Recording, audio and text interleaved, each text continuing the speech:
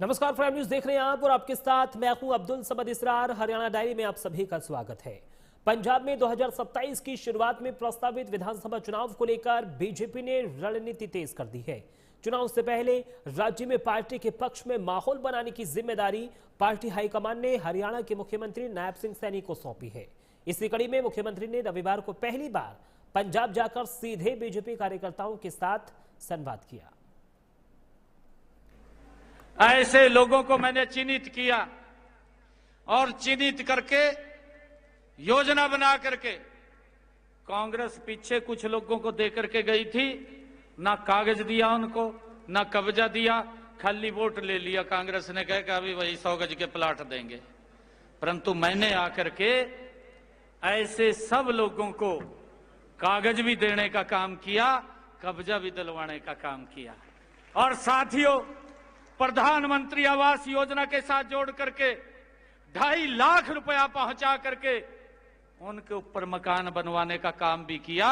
मुझे खुशी है 1.5 लाख हमने मकान बना करके चाबियां सौंपने का काम हमारी सरकार ने किया है।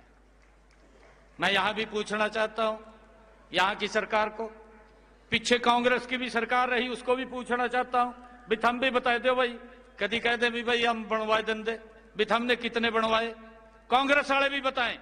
और ये जो आम आदमी की बात करते हैं ये भी बताएं कि हमने क्या क्या काम किए हैं।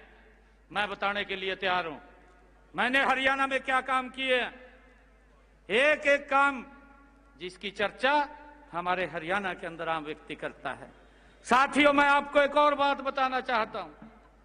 मैं मान साहब को भी, कांग्रेस के लोगों को भी मैं पूछना चाहता हूं, मेरे पंजाब के अंदर अगर प्राकृतिक आपदा आई है, अगर उनकी फसल का खराबा हुआ है, कितना पैसा उनका मुआवजे के तौर पे दिया, पंजाब के लोग जानना चाहते हैं, पंजाब के लोग सुनना चाहते हैं।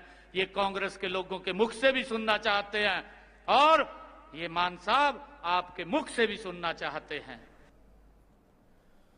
हरियाणा के मुख्यमंत्री नायब सिंह सैनी पंजाब के दौरे पर रहे, जहां उन्होंने पटियाला में कांग्रेस और आम आदमी पार्टी को जमकर घेरा। सीएम ने कहा कि पंजाब के लोगों को सरकारी में जो उम्मीदें थी, सरकारों से जो उम्मीदें थी, चाहे वो कांग्रेस हो या फिर आप, उन्होंने झूठ बोलकर लोगों से वोट लेने का काम किया, लेकिन दोनों ही पार्टियों ने वादे पूरे नहीं किए।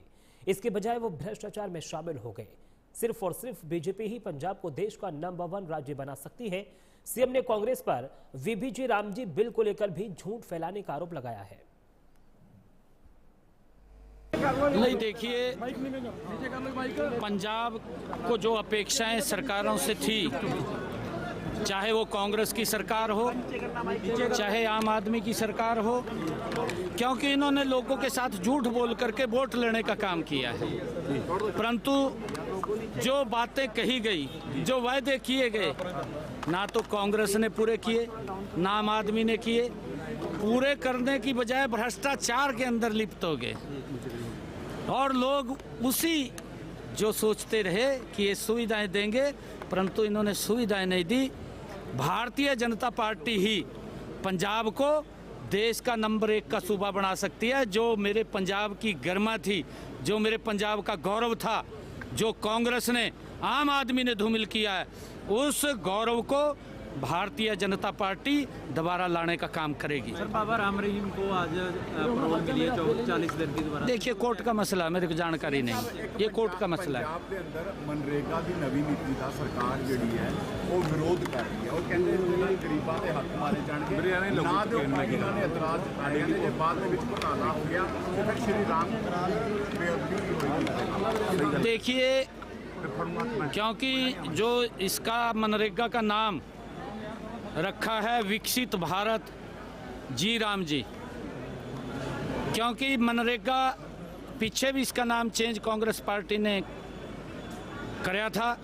और मैं ये कहना चाहता हूं कि कांग्रेस पार्टी में मनरेगा के नाम के ऊपर जो भ्रष्टाचार होता था, लोगों तक वो सुविधा नहीं पहुंचती थी, अब उसको स्मूथली किया है। पहले 100 दिन के रोजगार की गारंटी थी, अब 125 दिन के रोजगार की गारंटी है और इसको कई अन्य विकास कार्यों के ऊपर भी इस पैसे को खर्च किया जाएगा। ताकि गांव के अंदर ग्राम पंचायत उसके ऊपर विचार करके कहाँ पैसे को खर्च करना है, उस पैसे को ग्राम सभा में बैठ करके चर्चा करके उसको खर्च कर सकते हैं। इसका लाभ आम व्यक्ति को मिलेगा, परंतु कांग्रेस को लाभ नहीं मिलेगा। कांग्रेस क्योंकि गुमराह करने का काम कर रही है, झूठ बोल रही है।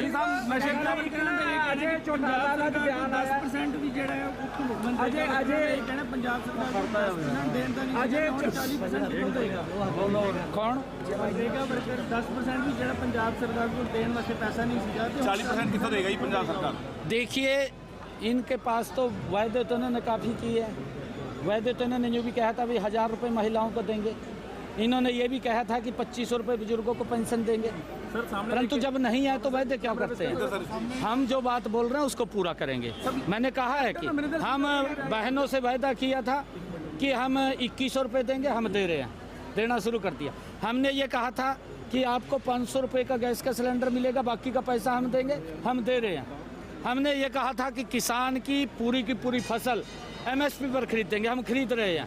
हमने ये कहा था कि किसान की अगर फसल का खराबा होगा उसका मुआवजा देंगे, हम दे रहे हैं। साथियों, हमने हर वर्ग के लिए हमारी सरकार काम कर रही है।